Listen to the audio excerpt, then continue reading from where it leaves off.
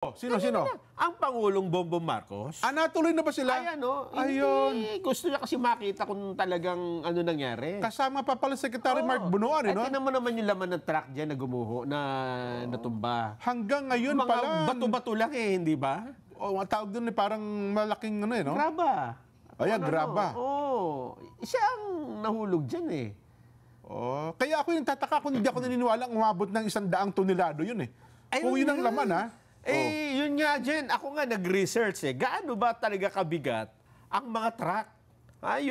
Tinan mo. Yan, Hindi naman ito truck na sobrang dami ng gulong para maglaman ng sobrang bigat. Sabi mo na, 8 sa likod. Siguro mga 12-wheeler yan o kaya 10-wheeler truck. Oo. Alam mo ba na ang mga truck pala, yung magkarga ka ng... Yun yung singit ko lang sige, yung sige. doon sa mismong sugpungan pala naputol Oo. Sa taas. Yung mismong sugpungan. Kaya yun, kumapit siya doon sa may konkretong bahagi ng dugtungan, Para siya nakakuyapit doon Ang malalaking truck pala dyan, ay nasa pagitan lang ng 14 tons pataas. 14. Oo, 14. 20 tons, 30. Bihira ka makakita ng truck na ganun kalalaki ang karga. Sabi ko nga sa iyo, kahit na yung mga boulders, at saka yung mga solid na bakal, Yun nga. Ang pinakamabigat lang niya siguro, hindi pa ata siguro aabot ng 50 tons. Oo. Kasi yung gulong niya, hindi naman bakal yan, hindi naman kagaya ng pison niya na bakal lang gulong Yes. Diba? Pero kahit nga pison, hindi aabot ng 100 tonelada ang bigat. Kaya nga ang karaniwang mga tulay, katulad nito, malaking tulay ito, di ba? Oo. Ang weight limit niya ay 40 tons. 40. Pero tingnan mo ito, overloading daw yung truck Meron tayo kasing batas na anti-overloading law, lalo yung mga dumadaan sa expressway. Yan Republic Act 8794. Ang limitasyon daw po ng gross vehicle weight o nakatakdang bigat ng karga ng mga trailer at saka ng truck. Maaring lumagpas daw po sa 13,000 o 500 kilo, 13,000, 13,500, 13,500 kilograms. Di 13 tons yun, ang bigat ng karga ng truck o trailer. Kapag kagito daw ang bigat, labag na ito. Labag na po ito sa provision ng batas ukol sa tinakdang limitasyon o yun yung anti-overloading law. Ayun. At kapag ikaw ay bumiyahe, lagpas dyan ang bigat mo, pwede kang mahuli at meron pong multa na halagang 25% ng motor vehicle users charge na angkop po sa uri ng sasakyan. So yun pala ang ating batas.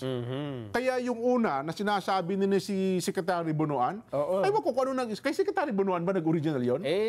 Mula yung 100 tonelada? Mula nga na nagsimula yung usapan dyan, may 100 tonelada na Yun na nga tingnan mo yung ano natin, di ba? Napakalayo naman dun sa overloading na 13.5 tons lang. Sabi mo ng 13, amang iba dyan may nag-overload, sabi mo ng 14 to 15 tons. Paano ka pa hindi ba?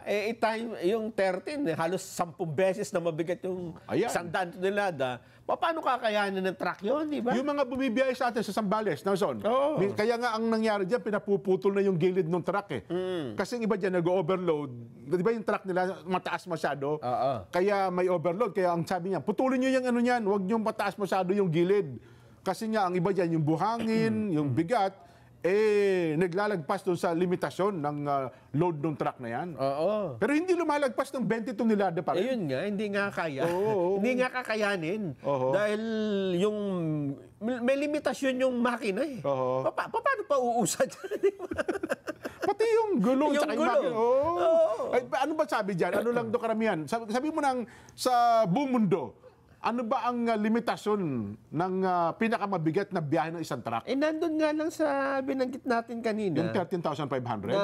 Ito yung yung sa atin. Sa anti-overloading law. Anti-overloading law. Pero kung titingnan mo dito, kasi hinanap ko pati mga itsura ng mga truck Oo. Yung pinakamararaming gulong, yun daw yung May nakikita ako ngayon, yung klase ng truck na yung Howo. Yan, yung bumibiyahe doon sa Zambales. Pero yung buhangin niya, tsaka galing sa, yung mga ginagamit doon sa minahan. Ayan, malalaki yan. Ay, pero ang karga niyan, karamihan, yung minerals. Dito naman sa gawin ng Rizal, yung mga tinatambak dyan sa MOA, ang tawag naman nila yung malalaki, yung boulders, malalaking tipak talaga ng bato yan, Nelson. Ayun. Eh, pero hindi pa rin na, yan o, ilan ng gulong niya sa likod. 10-wheeler lang to. Oo. May sobra lang dalawa eh. O, yun na nga. So, yan, may capacity lang ang pwede sa truck na yan? Hindi kakayanin yung 100 tons. Kasi itong pinakamalalaking dump truck, 14 tons lang ang kaya. Ayan. Yung dump truck, pwede mong gamitin sa basura, pwede yung sa buhangin, etc. No? Ito, tingnan mo naman, itsura ng truck na yan. Yung sinasabi nila mabibigat pa ang kayang lamanin, maraming axle, maraming gulong, maraming yung tumutulong na bumuhat doon sa bigat. Ay, pero kapag gano'n, baka lumubog ka sa semento at espalto kung gano'n kabigat. Yes. Di ba? At saka hindi lang yun, Jen. Biruin mo kung 100 tons yan. Ilang tulay ba dinaanan niya? Di ba? Bago siya makarating dyan. Ala naman hindi yan dumaan doon sa mga tulay na maliliit. Di ba? Bakit yun? Nakaya. Pero ba't ba yun ang ating nagiging puntirya ng usapan ngayon? Kasi nga sa report ng DPWH, Nelson, para bagang ang puntirya, ako ito nahihinuha ko lang naman, bagamat hindi naman natin direktang narinig sa kanila, para bagang insinuasyon, may kasalanan yung driver ng truck at saka yung operator ng truck kung bakit nila kinargahan ng ganung kabigat at dumaan sa nabanggit na tulay. Parang pinabibigat yung truck, ano? Oo. Sabi nila, overloaded ka na, labis-labis pa sa overloaded. Kasi nga daw, 40 tons lang daw ang pwedeng dumaan dyan. Tapos, ano lang siya, soft opening pa lang. Kung soft opening, bakit may, ba't nakalagpas, di ba? Tingnan mo, pati ang Pangulong Bongbong, yun ang itinuro, yung truck eh. Ganun? Oo, pakinggan natin. Nandun siya kanina eh. Mahal na Pangulo? Design is really weak. Dahil kung tutusin ninyo, this is supposed to be a suspension bridge. Nakasabit. Ganyan yung arko na ganyan. Tapos yung bridge, suportado ng kable. Ito lang ang suspension bridge na nakita ko sa buong mundo na hindi kable. At yan na mismo ang bumigay. Ayan o. Diyan bumigay yung bakal. Kung kable yan, hindi dapat bumigay yan. Tapos yung pag-anchor nung support, tignan ninyo, doon lang sa baba. Dapat sa taas yan, hanggang sa taas. Para hanggang sa taas, para yung buong ito, ang nagsusupport sa kanya, yan, yung bakal na nakikita ninyo at saka yung simento. Yan lang ang nagsusupport doon sa buong tulay. So mahina talaga ang design dito. Hindi natin kailangan malaking nung una pa nga ang ginagawa ito kasi naging umabot 900 million ata yung original na budget. Umabot ng 1.2 dahil nag-refit. Bakit nag-refit? Nung nagko-construction pa lang may nakita na gumagalaw na mahina. Kaya kailangan balikan at refit. So the whole process is okay naman yung construction. Yung contractor, sinundan naman ang plano. By the book naman yung kanyang ginawa. Up to specifications yung kanilang ginawa. Yun lang, yung specifications, mali. So this is a design problem. Tapos, this is a 44-ton bridge. Dapat 44 tons ang acceptable load. Yung dalawang truck na yan, yung naiwan yung isa, over 100 tons yan. Dalawa yan ang dumaan. Kaya, ayan ang nangyari. Ayun. So, mukhang iba rin ata ang impormasyon na karating sa Pangulo, Nelson. Kasi ang alam ng Pangulo, 100 tons din daw yung truck dalawa. Yung kasi yung unang official statement dyan, ng DPWH Region 2 na 102 tons yung truck na dumaan. Dalawa, di 200 tons yung nagkasabay sa ano? Ganun ba? Ewan ko kung pwede naman makita yan. Di ba, ang mga truck, meron namang inscription yan di ba? Yes, Tonnage capacity, makikita mo kung ilan sa gilid. Makita kaya doon, 100. Tsaka kung nag-overload ka man, ano? Tsaka dun sa, hindi naman tayo kasi engineer, ano? Pero sino man ang nagbigay ng impormasyon sa Pangulo, huwag yung imamali ang Pangulo. Kasi una, ang Pangulo hindi naman engineer. Yun nga. Again, aywan ko lang po, itama nyo kami sa mga, baka may nakikinig tayo mga inhinyero dyan, driver ng truck, o ano pa man. Yung mga eksperto sa truck. Ayan, yan, marami kang kilala yung mga dyan. nagtatracking. Kung meron bang truck na kaya yung 100 tonelada? Ayan, si Kuya Raul, ayan, may mga tracking yan, no? At saka yung mga, may nanonood sa atin, na mga yung tracking operators, haulers. Posible ba yung magkarga ka ng 100 tonelada? Sa isang truck. Sa isang truck? At makatakbo ng ganyan At ka. makatakbo siguro. Mabilis yan dyan di ba? May dashcam may yan dashcam yung... Hindi naman sa sobrang bagal Hindi, nakakatulad parang... doon nakakasalubong nating may mga dalang mabibigat talaga, di ba? Ang bagal talaga nun. Ayan. Pero ito, may dashcam siya, nung dumaan siya sa tulay, hindi ganun kabagal.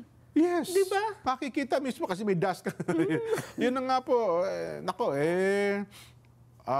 Wag niyo pong wag yung imali ng impormasyon. Kaya tuloy ang dating parang sa bandang huli ng pahayag ng Pangulong Bongbong ay may pagkakamali din talaga yung truck driver, di ba?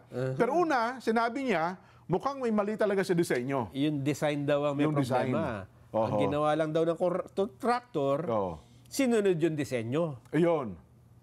Sinunod yung disenyo, so yung original daw na kontrata ay almost 900 million. Nung ginagawa pa lamang, may nakita ng aberya, nagkaroon ng retrofitting, umabot na mahigit 1 billion. Kasi nga, hindi ubra yung design dun sa lugar Pero ako, sa tingin ko, may mga dokumentong magpapakita dyan, Nelson, sino noong 20 2014 ba? Doon sa record natin. Nung simula. Lahat po yan, pwede natin ipatawag siguro. Contractor. Hindi makakawala yan. District engineer. Kung tawagin paper trail yan. Yes, may paper. Hindi pwedeng sino ang nag-initiate ng project. Kasi Chaco may nag-initiate ng project yan Di ba? Ito ba initiate ng project ng DPWH region, DPWH national, o ito ba initiate ng isang senador? Initiate ba ito ng isang congressman sa kanilang lugar? Nelson? Mati-check, mati-trace natin. Siguro yun ang suysuyin, Yun ang suysuyin at yun siguro ang alamin ng Pangulong Bongbong Marcos kasi noong isang araw kanyang statement ay talagang dapat may managot sa bagay na ito. Di ba? Yun nga. Oo. Mukhang ang isa pang sinasabi dyan, siguro na pag-isip-isip nung iba na, tama na, parang hindi nga po pwedeng isang truck lang na 100 tonelada. Ang isa pang paliwanag ng DPWH dyan, marami daw mga truck na mabibigat ang unang dumaan dyan. Parang nagkasunod-sunod na. Na-stress daw masyado yung tulay.